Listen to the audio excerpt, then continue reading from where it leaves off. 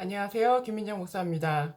새가족이 교회를 떠나는 이유 네 번째 시간입니다. 우리가 이제까지 세 가지의 이유를 살펴봤는데요. 물론 뭐 그 사안이 모든 케이스를 다 품고 있는 것은 아니고 그 여러 개를 총괄했을 때에 이런 주제들을 통하여서 새가족들이 교회를 떠난다 이런 말씀을 드렸습니다. 이제 네 번째 시간에 우리 살펴봐야 할 부분은 새가족이 왜 교회를 떠나느냐. 가식적인 태도를 가질 때에 새가족들은 조금 신앙생활에 회의감을 품게 됩니다. 우리가 만나는 사람들은 사실 어른이잖아요. 그들도 일가견을 가지고 세상 속에서 살고 있는데 마치 이들이 왔을 때 이 사람들은 교회에 대해서 신앙에 대해서 아무것도 모른다는 것 때문에 인간적으로도 그들을 속일 수 있다라고 착각하면 그거는 우리의 오류입니다. 뭐 예를 들면 이럴 수 있어요. 뭐 좀 안색이 안 좋으신데 어려운 일 있으세요? 라고 물어봤을 때 그런 일 없습니다. 뭐 예수를 믿는데 무슨 안 좋은 일이 있겠어요? 혹은 저는 문제 없습니다. 교회 생활하고 신앙 생활하고 정말로 저는 고난이 없었습니다. 이런 류의 얘기는 이제 먹히지 않는 시대가 됐거든요. 그러니까 우리 마음 가운데 내가 잘 돼야 하나님 앞에 영광이고 잘 돼야 새 가족들에게 뭔가 보여줄 게 있다라는 인식 자체가 잘못된 것이라는 거예요. 인생은 예수를 믿건 어느 종교를 가지건 그것을 갖고 있다고 하여서 고난이 없지 않거든요. 그걸 모르는 어른은 아무도 없습니다. 그렇기 때문에 거룩한 척 하는 거, 행복한 척 하는 거, 괜찮은 척 하는 거, 이것이 오히려 사람들로 하여금 교회는 좀 진정성이 없어. 교회는 조금 거짓말 하는 것 같아. 이런 생각을 할 수 있다는 겁니다. 요즘 뭐 정말 오랫동안 뭐 벌써 한 4, 5년 넘었죠. 굉장히 그 가수를 만드는 프로그램들 있잖아요. 오디션 프로를 요새도 많이 나와 있는데 그런 걸 보면 그 심사위원들이 한결같이 하는 얘기가 뭐예요?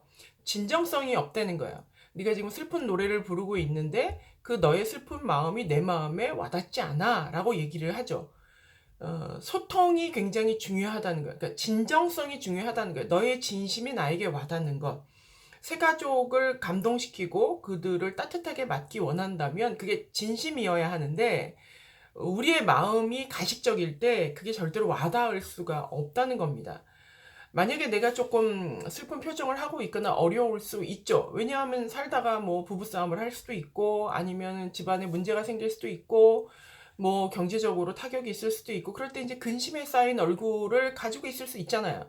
그럴 때 이제 새 가족들에게 그들이 뭔가를 무슨 일 있으세요? 라고 물어봤을 때 아니요 괜찮아요 뭐 아무 문제 없어요 이렇게 하기보다는 네 사실은 좀 집에 문제가 있지만 예전에도 믿음으로 이것을 잘 이겼던 것처럼 이번에도 하나님의 도움으로 잘 이겨나갈 거라고 믿습니다. 라고 얘기하는 것이 훨씬 더 솔직하고 마음에 와닿을 수 있다는 겁니다.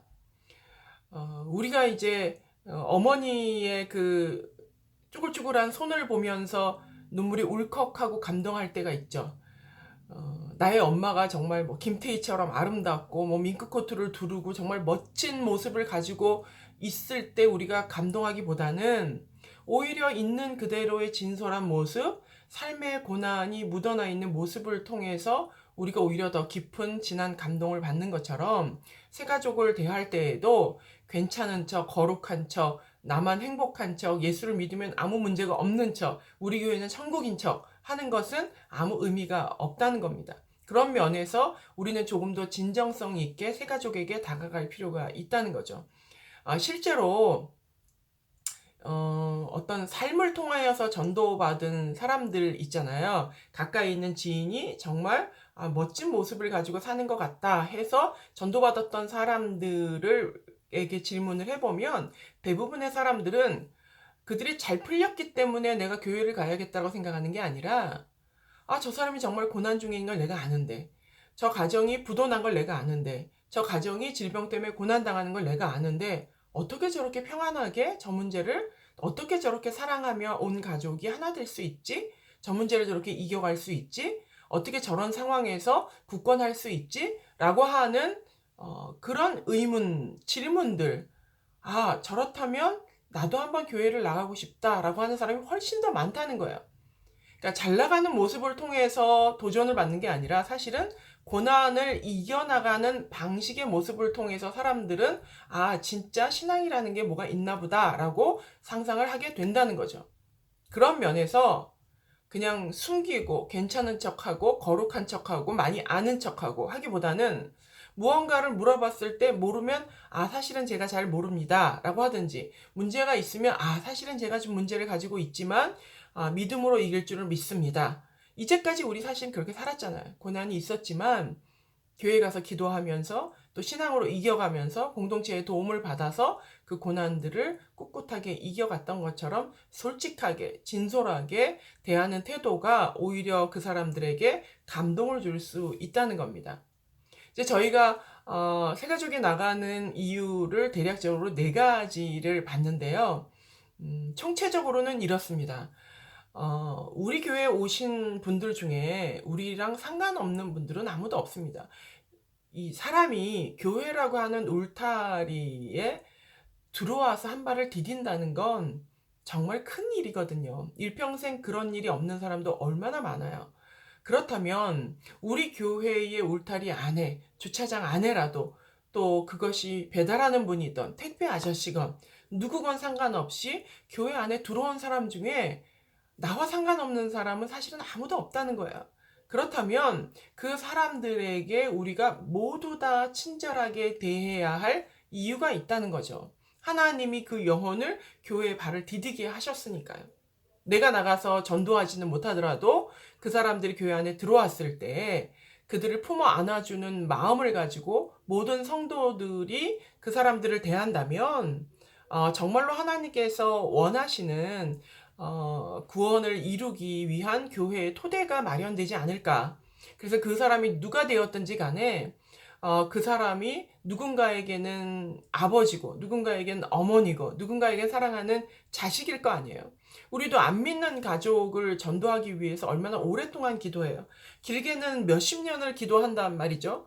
근데 그 몇십 년을 기도한 나의 아버지가, 나의 어머니가 어느 날 다른 어느 교회를 갔는데 정말 좋은 분을 만나서 아, 정말 교회가 참 따뜻하더라, 교회가 다닐만 하더라, 이러면 좋은데 야, 그 교회 정말 못 쓰겠더라, 어쩜 그렇게 교만하고 불친절하니 나는 다시는 교회 가지 않을 거야 라고 만약에 얘기했다면 그 수십 년 동안 기도했던 자녀의 마음은 어떻겠어요? 정말 억장이 무너지는 일이죠.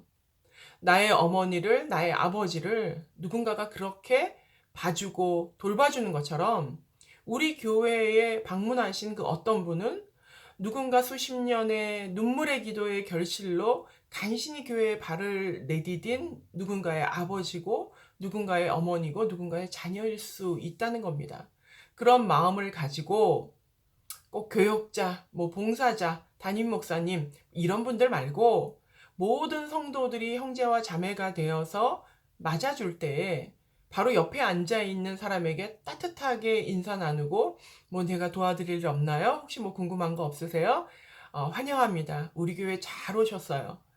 정말로 잘 오셨습니다. 저는 이 교회 다니고 정말 너무 행복해요. 진심으로 내가 이 교회를 다니면서 많은 고난을 이겨갔답니다. 이렇게 이야기하는 고백을 통하여서 그 사람도 내가 교회를 잘 선택했나 보다.